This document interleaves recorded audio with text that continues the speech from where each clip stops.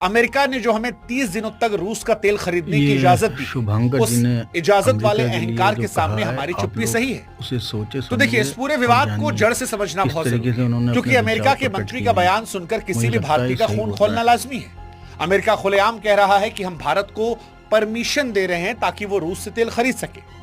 अब इस बात को गहराई समझिए, दुनिया के सबसे बड़े लोकतंत्र को एक दूसरे देश का मंत्री जो है वो परमिशन देने की बात कह रहा है कि वो किससे तेल खरीदे, किससे ना खरीदे।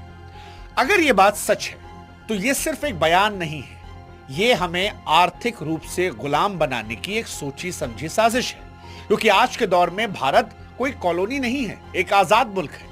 भगत सिंह और महात्मा गांधी जी ने हमें आजादी इसलिए नहीं दिलवाई थी कि 80 साल बाद अमेरिका जैसा कोई देश हमें यह बताए कि सुनो, तुम इससे दोस्ती करोगे, इससे नहीं करोगे। और संप्रभुता का मतलब सिर्फ सीमाओं की रक्षा करना नहीं होता है, बल्कि बिना किसी बाहरी दबाव के अपने देश के आर्थिक हित में फैसले लेना भी होता है। अब यहां पर कुछ लोग आकर यह कह सकते हैं कि सर, ऐसा हो सकता है कि सरकार खामोश इसलिए हो क्योंकि सरकार चुपचाप कूटनीति कर रही है, सरकार अपना काम कर रही है, डोनाल्ड ट्रंप बोल रहे हैं। वैसे भी कहावत है कि हाथी चले बाजार, कुत्ते भौंके हजार।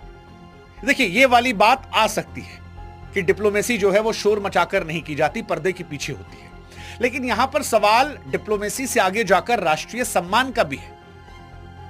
और जब बात राष्ट्रीय सम्मान की हो तो चुप्पी को रणनीति का नाम नहीं दिया जाता। अगर हम अमेरिका के परमिशन वाले लहजे को आज बिना विरोध के स्वीकार कर लेते हैं तो हम आने वाली पीढ़ियों को जवाब क्या देंगे? क्या हम उन्हें यह बताएंगे कि हम दुनिया की 5वीं सबसे बड़ी इकॉनमी तो बन गए, लेकिन तेल खरीदने के लिए हमें आज भी वॉशिंगटन की डेडलाइन का इंतजार करना पड़ता है? कूटनीति अपनी जगह पर है, लेकिन देश का स्वाभिमान सर्वोपरि है। अगर सच बोलना और कड़े सवाल पूछना आज किसी को पक्षपाती लग रहा है तो मुझे लगता है कि आज ये पक्ष मैं लेना पसंद करूंगा, क्योंकि ये पक्ष भारत और भारतीयों का पक्ष है।